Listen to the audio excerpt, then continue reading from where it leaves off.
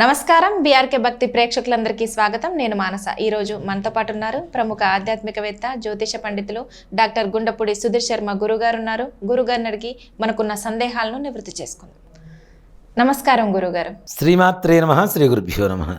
గురుగారు, సంకష్టహర చతుర్థి రాబోతుంది కదా, ఆ రోజు మనం వినాయకుడిని ఎలా పూజించాలి? ఒకవేళ అప్పులున్న వాళ్ళు వాటి నుండి బయటపడాలంటే మనం ఎలాంటి రెమెడీ చేసుకుంటే మంచిదంటారు? నానా, ప్రతి నెల సంకష్టహార చతుర్థి వస్తూనే ఉంటుంది. మనం ఇందాక చెప్పుకున్నట్టుగా 4 మాసాలు విశేషమైనటువంటి మాసాలని చెప్తూ ఉన్నాం. దాంట్లో వైశాఖ మాసంలో వచ్చేటువంటి సంకష్టహర చతుర్థి, దాన్ని సంకటహర చతుర్థి అని కూడా పిలుస్తూ ఉంటాం. సంకటములు అంటే కష్టాలు, హర అంటే హరించటం, అంటే తీసేసేటువంటి చతుర్థి. అందులోనూ శుక్రవారం కలిసి వస్తుంది. ఈసారి సంకష్టహర చతుర్థి మే 16వ తారీఖు శుక్రవారం రోజున కలిసి వస్తుంది. చాలా విశేషమైనటువంటిది. మనం ఏదైనా హోమాలు కార్యక్రమాలు చేసేటప్పుడు ముందుగా గణపతికి చేస్తాం. గణపతిలో చాలా రకాలు ఉన్నాయి. వాటిలో చాలామందికి తెలిసినటువంటి గణపతి లక్ష్మీ గణపతి. శుక్రవారం అంటే లక్ష్మీదేవి, సంకష్టహర చతుర్థి అంటే గణపతి. లక్ష్మీ గణపతుల అనుగ్రహం. లక్ష్మి అంటే ధనం, గణపతి అంటే కార్యసిద్ధి. ఈ రెండు ఉంటే చాలు కదా, ప్రపంచంలో ఇంకేం అక్కర్లా.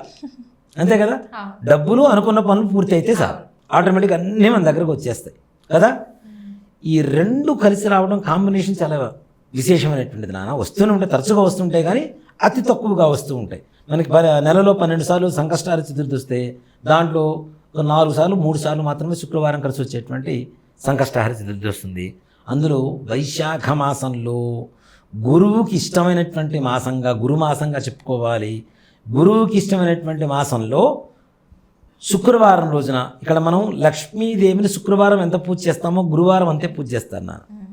మీరు చూడండి, శుక్రవారాన్ని కూడా లక్ష్మీవారం అని చెప్పి పిలవరు, గురువారాన్ని లక్ష్మీవారం అంటాం కదా.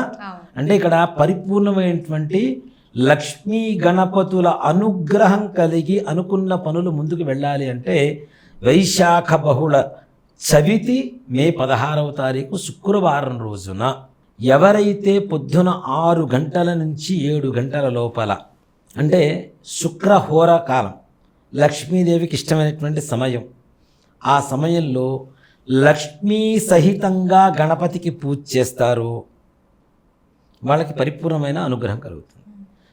ఏం చేయాలి, ఏం చేస్తే బాగుంటుంది అనేటువంటి విషయానికి వస్తేనన్నా ఒక చిన్న మంత్రం చెప్తాను నేను. ఈ మంత్రాన్ని ఆ రోజు నుంచి ప్రారంభించి మరలా వచ్చే సంకష్టహర చతుర్థి వరకు, అంటే దాదాపుగా 30 రోజుల పాటు ప్రతి నిత్యం ఉదయం 6 గంటల నుంచి 7 గంటలకి లేదా సాయంత్రం 6 గంటల నుంచి 7 గంటలకి, ఒక్క సంకష్టహర చతుర్థి రోజు మాత్రమే ఉదయం సాయంత్రం చేసుకోవాలి. ఎందుకంటే సంకష్టహర చతుర్థి సాయంకాలం చేస్తాం కాబట్టి, పొద్దునుంచి ఉపవాసం ఉంటాం కాబట్టి. ప్రతిరోజు సాయంత్రం చేస్తానంటే ప్రతిరోజు మధ్యాహ్నం వరకు భోజనం చేయకుండా సాయంత్రం వరకు ఉండలేం కదా. కాబట్టి మిగిలిన రోజులంతా కూడా ఉదయం పూట చేసుకుంటూ ఒక సంకష్టహర చతుర్థి రోజున ఉదయం సాయంత్రం లక్ష్మీదేవి గణపతి ఇద్దరు ఫోటోలు పెట్టుకోండి చక్కగా. గరిక, అందులో ఈ సీజన్లో మల్లెపూలు బాగా దొరుకుతాయి కదా, గరిక మల్లె పువ్వు 2 తీసుకోండి. ఓం శ్రీం హ్రీం క్లీం గ్లౌం గం గణపతయే స్వాహ. ఇది మగవాడు చేయవలసినటువంటి మంత్రం. ఓం శ్రీం హ్రీం క్లీం గ్లౌం గం గణపతయే నమః. ఇది ఆడవాడు చేయవలసినటువంటి మంత్రం. ప్రతిరోజు 108 సార్లు చేయండి నాన్న. అనుకున్న పనులు ఎలా పూర్తి కావో, వాళ్ళకున్న అప్పులు ఎలా తీరవో, ఇంట్లో లక్ష్మీదేవి ఎలా తిష్ట వేసుకొని ఎందుకు రాదో ఒక్కసారి చూద్దాం. తప్పనిసరిగా లక్ష్మీ గణపతుల పరిపూర్ణ అనుగ్రహం కలుగుతుంది.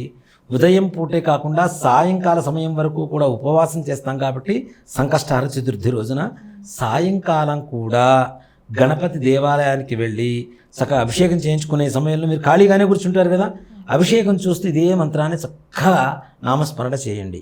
గంట సేపు అంటే 108 సార్లు ఈజీగా అయిపోతుంది చక్కగా, అవునా?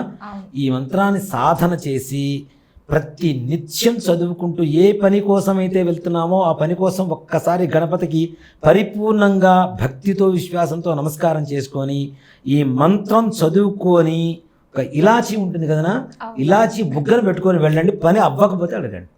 అంత మోస్ట్ పవర్ఫుల్ మంత్రం, పవర్ఫుల్ తంత్రం కూడా. ఇలాచి లవంగం లేదు, ఒట్టి ఇలాచి దొరికింది, ఇలాచి అయినా సరే బుగ్గను పెట్టుకొని ఆ రసాన్ని మింగుతూ అదే మంత్రాన్ని జపం చేసుకుంటూ వెళ్ళిపోండి. లక్ష్మీదేవి మీ వెంట పరిగెత్తుకుంటూ వస్తూ ఉంటుంది, గణపతి మనకంటే ముందుకెళ్ళి మన పనులు పూర్తి చేసుకుని వెనక్కి వస్తూ ఉంటాడు. అంత శక్తివంతమైనటువంటి ఇది నాన్న.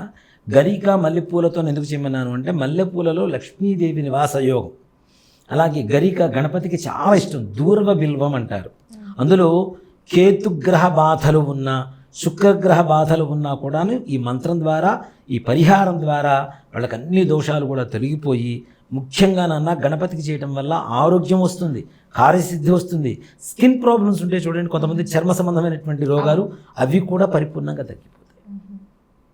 సంపూర్ణమైనటువంటి ఆరోగ్యవంతులుగా ఉంటారు. కార్యదీక్ష పూని కార్యాన్ని సంపూర్ణం చేసుకునేటువంటి శక్తి గల వారవుతారు. లక్ష్మీదేవి పరిపూర్ణ అనుగ్రహంతో ఇంట్లో అష్టలక్ష్మీ సమేతంగా లక్ష్మీ గణపతి స్వామి వారు పరిపూర్ణంగా తిష్ట వేసుకొని మనం బీరువాలో పట్టానంత డబ్బులు సంపాదించుకునే డబ్బులు దాచుకోవడానికి ఇంకో బీరువా కొనుక్కునేంత ఐశ్వర్యాన్ని భగవంతుడు పరిపూర్ణంగా కలుగజేస్తాడు.